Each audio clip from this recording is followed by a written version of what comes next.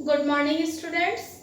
Last lecture में हमने उत्पादन के साधनों के बारे में डिस्कस किया। उत्पादन के 5 साधन होते हैं। उत्पादन के 5 साधन भूमि, श्रम, पूंजी, तकनीक और प्रबंधन एंड साहस और उद्यमशीलता। तो कौन कौन से साधन हुए? भूमि, श्रम, पूंजी, तकनीक एवं प्रबंधन तथा साहस। तो इन उत्पादन के 5 साधनों के बारे में हमने कल डिस्कस किया। आज हम डिस्कस करेंगे उत्पादन की अवधारणा।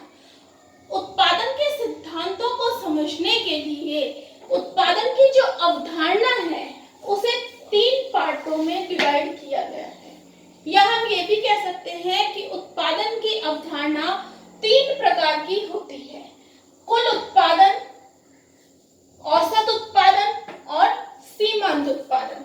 कुल उत्पादन जिसे हम टोटल प्रोडक्शन कहते हैं, तो उसे हम टीपी के द्वारा शो करते हैं। औसत उत्पादन मींस एवरेज प्रोडक्शन, जिसे हम एपी के द्वारा शो करते हैं।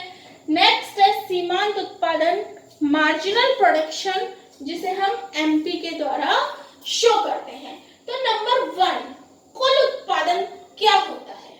व्हाट इज कुल उत्पादन?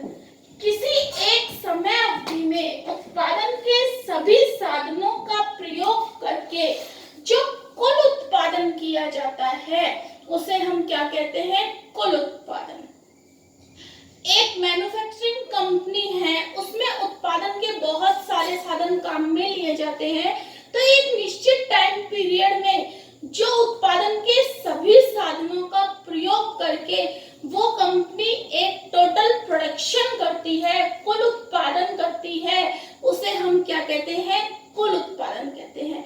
मान लीजिए ब्रेड की एक कंपनी ने 24 घंटे में अपनी जो फैक्ट्री है उसमें लेबर से काम करके, बाकी और साधनों से काम करके ब्रेड की 1000 यूनिट्स बनाई। तो जो 1000 इकाइयां हैं वो क्या कहलाएंगी? हमारी कुल उत्पादन। कुल उत्पादन निकालने के लिए हमें 2 फॉर्मूले बताए गए हैं। नंबर 1, एक साधन की विभिन्न इकाइयों से प्राप्त सीमांत उत्पादों को जोड़कर, जो भी हम साधन काम में ले रहे हैं उसकी विभिन्न इकाइयों से प्राप्त जो सीमांत उत्पादन है उसको जोड़कर। तो इसका फॉर्मूला क्या हो जाएगा? First, TP is equals to sigma MP. Next second method क्या है? औसत उत्पाद को साधनों की इकाइयों से गुणा करके जो औसत उत्पाद होता है, औसत उत्पाद क्या होता है? टोटल प्रोडक्शन में जब हम टोटल प्रोडक्शन को जब हम लेबर से डिवाइड कर देते हैं तो हमारा क्या निकलता है? Average product. तो कुल उत्पाद को लेबर से मल्टीप्लाई कर दें, सॉरी कुल उत्पाद को नहीं, एवरेज प्रोडक्शन को अगर हम लेबर से मल्टीप्लाई कर दें तो हमारा क्या निकल जाएगा? Total production.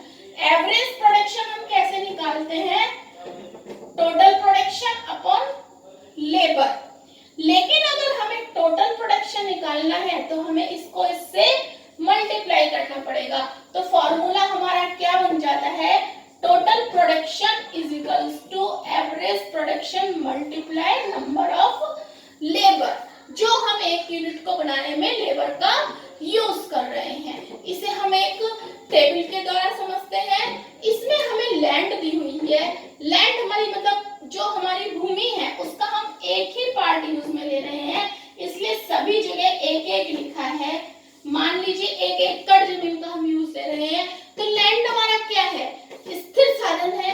तो यहाँ लैंड की जो वो है इकाई है वो क्या है? फिक्स है। नेक्स्ट हम ले रहे हैं लेबर। लेबर क्या रहती है? हमारी घटती बढ़ती रहती है। तो लेबर कैसा साधन है? परिवर्तनशील साधन है। तो लेबर हमने ली है 0, 1, 2, 3, 4, 5, 6, 7। जब लैंड की एक इकाई पर 0 लेबर काम करेगी तो टोटल प्रोडक्शन भी क्या होगा? 0 ही होगा। लेकिन उस पर अगर 1 लेबर काम करती है तो वह 40 इकाइयों का प्रोडक्शन करती है। 2 काम में लेते हैं तो 90 इकाइयों का प्रोडक्शन करते हैं। इसी तरह से जैसे जैसे लेबर बढ़ती जाती है वैसे वैसे जो हमारा टोटल बढ़ता जाता है, लेकिन एक सीमा के बाद टोटल प्रोडक्शन हमारा क्या रह जाता है, स्थिर रह जाता है, फिक्स्ड हो जाता है, और उसके बाद जो हमारा टोटल प्रोडक्शन है वो क्या है, गिरने लगता है। इसी को हम डायग्राम में शो करेंगे। ओवाई एक्सिस पर हम टोटल प्रोडक्शन को और ओ एक्स अक्ष पर हम लेबर यूनिट्स को शो करते हैं। जब हमारी लेबर 1 होती है तो हमारा प्रोडक्शन कितना होता है, 40 यूनिट्स का। जब लेबर 2 होती है तो प्रोडक्शन 90 यूनिट्स का। लेबर 3 होती है तो प्रोडक्शन 130 यूनिट्स का। लेबर 4 होती है तो प्रोडक्शन 160 यूनिट्स का। और जब लेबर 5 होती है तो प्रोडक्शन 190 का। लेकिन हम देख रहे हैं कि जब 6 लेबर काम कर रही है, 6 इकाई लेबर की काम कर रही है, तब भी कितना हो रहा है, 190 यूनिट्स का ही प्रोडक्शन हो रहा है। मीन्स यहाँ पर क्या हो जाता है, प्रोडक्शन फिक्स हो जाता है। उसके बाद प्रोडक्शन हमारा गिरने लग जाता है। क्लियर? तो ये प्रोडक्शन क्यों गिरता है? क्योंकि स्टार्टिंग में तो जो हमारा कुल उत्पादन है वह तेजी से बढ़ता है, उसके बाद थोड़ा धीमी गति से बढ़ता है, और उसके बाद एक बिंदु ऐसा है जहां पर हमारा कुल उत्पादन स्थिर होने लगता है और बढ़ने के स्थान पर यह घटने लगता है।